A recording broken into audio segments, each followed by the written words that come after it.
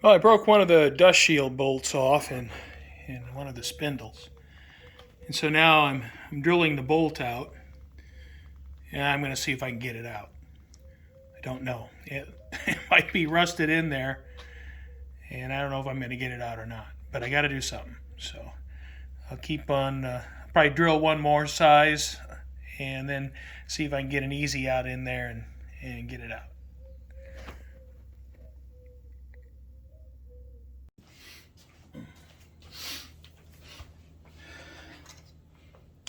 Well, this isn't the funnest work here.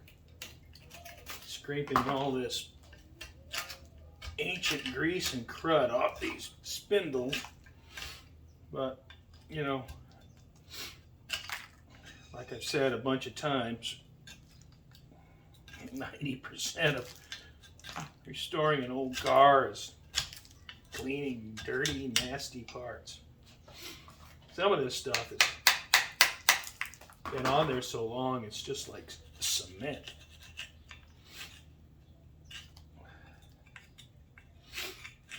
But, you know, it's all got, I can't put these in the purple cleaner bath like this. It would just turn the purple cleaner into a muddy sludge. And so I got to get most of the grease off, the big chunks of grease off.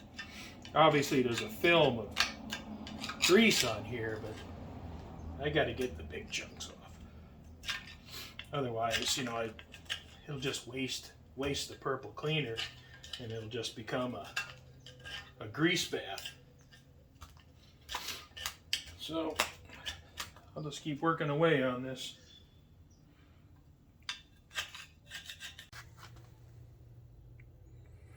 All right, well, I got the spindles scraped. I got them, relatively clean. I mean, they're certainly not spotless. And, I'll have them soaking in the purple cleaner bath, and I'll leave them soak like this for 2 or 3 days, and then I'll pull them out, give them a good scrubbing, and then I'll flip them over and get this side of them down in the bath for a few days. And 5-6 days from now, they should be pretty clean and be ready for some paint. I have the spindles cleaned, degreased, and it looks like, just guessing, this one may have been replaced at some point. Obviously it looks a lot newer than this one. So, not that it matters, but. So now I'm going to tape off the spindle part here, where we mount the wheel, and then I'm going to paint the rest of it cast iron gray. All right, I got spindles taped off. Gonna paint them with this duplicolor cast iron.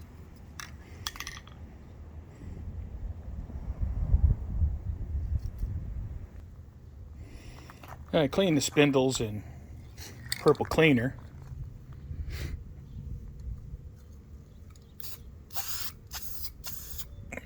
And then after cleaning them in purple cleaner, I cleaned them with brake cleaner. Make sure I got all the film off of them. So I'll go ahead and paint these, and then I'll show you what they look like. Alright, got them painted. And got the back side here. They look pretty nice. And let me flip them over. I'll show you what the other side looks like.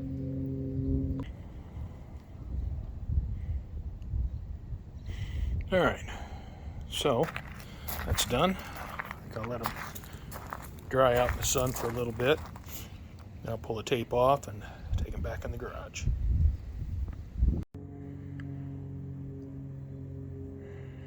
Alright, I have the components here all refinished. Everything's looking pretty good. And I think I'll pull the coilovers out of the box here shortly. I'll show those to you. Here's the coilover kit I got for the Trans Am. The Trans Am coilers. Sitting up on a shelf for a couple of years. There's the part number, and I believe that's the spring rate, 450 pound springs. Also got a set of these Torrington bearings, which you appreciate these when you want to make some adjustments to the spring height. So I'll open these up, pull one out, and I'll show you what I got.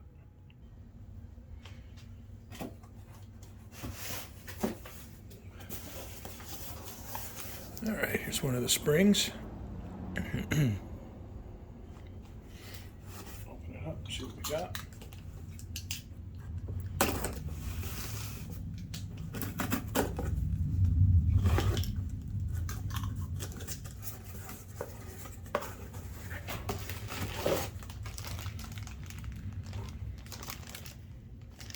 And, you know, obviously this is the top. It goes up into the frame. And then this will ride on the adjuster for the coilover.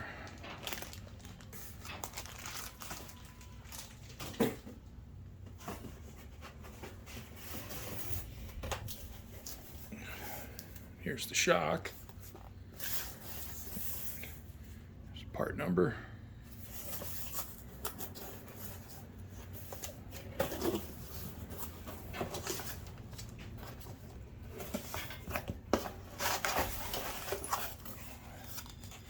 Here's the shock itself.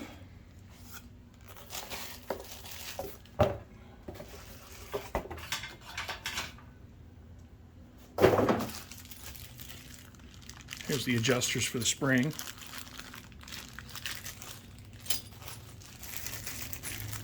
And here's the top rubber pieces to mount up in the frame. 2 lower bolts, 2 nuts for the bottom, for the T-bar on the bottom of the shock.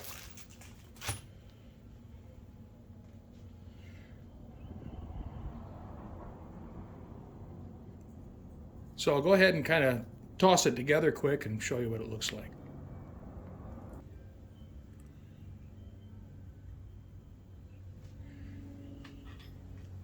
One thing to notice here with the shocks, well, number one, the adjuster sleeve comes off, but that won't be an issue when you get a bunch of tension on it. It says, warning, anti-seize must be used. And I'll put the anti-seize on when I assemble these for good, but I'm not going to put it on now because, you know, it is with anti-seize. You know, 1 drop of anti-seize, you can paint a house with it. So I'll put the anti-seize on when I install them for good. The top here also comes with a jam nut, but you know, I can't get that on right now. When I tighten these up, I'll have room for the jam nut, so I'll just have to set this aside. And I'll put the spring parts on, and I'll show you what it looks like. All right, so I got the adjusters down on the sleeve. And then, you know, you'll set your adjustment and this will lock it. And the upper adjuster for the spring, it also has this Allen screw with a button on it so you don't damage the threaded sleeve. Then on top of the adjuster for the spring, you'll put your Torrington bearing. And this way, when you're adjusting up against the spring, well, it's going to have less resistance. It's not going to be so hard to move it. Because once you get that tension on that spring, then it becomes kind of stiff and it's difficult to move it. All right, so we got those.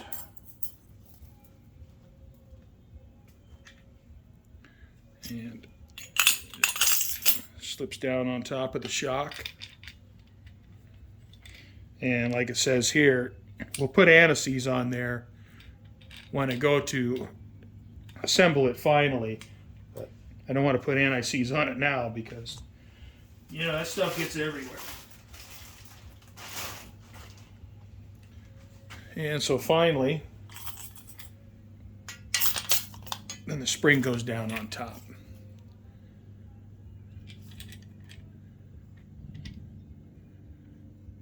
Makes for a pretty nice setup. And these are non-adjustable shocks. Although I want the car to handle, it doesn't have to be, you know, a new modern Corvette. It just has to handle well and be responsive, not wallow around like a 70s car. Well, before we install those nice shiny reconditioned parts and new parts, this has all got to be cleaned up. So I'll go in there and scrub the fender liner, probably hit it with some 60 grit, then I'm going to paint it with some flat black Rust-Oleum. And the frame, you know, I'll give the frame the same treatment that I gave the bottom of the car. Clean it with purple cleaner, scrub it, get it clean, and then I'll paint it with Rust-Oleum semi-gloss black. And I probably will go in and see, this brake line has to be replaced, but I can't get the line loose. The nut is rounded off, so I'm gonna have to cut the line off back here and then take that apart. So I want to do that and get a little bit of that area cleaned up before I install the new suspension parts, or the reconditioned suspension parts. So I'll be working on that soon. All right, new suspension components, or reconditioned suspension components. Everything all ready to go. Just need to get the car cleaned up so I can install them. Yeah, that'll be the next thing I work on.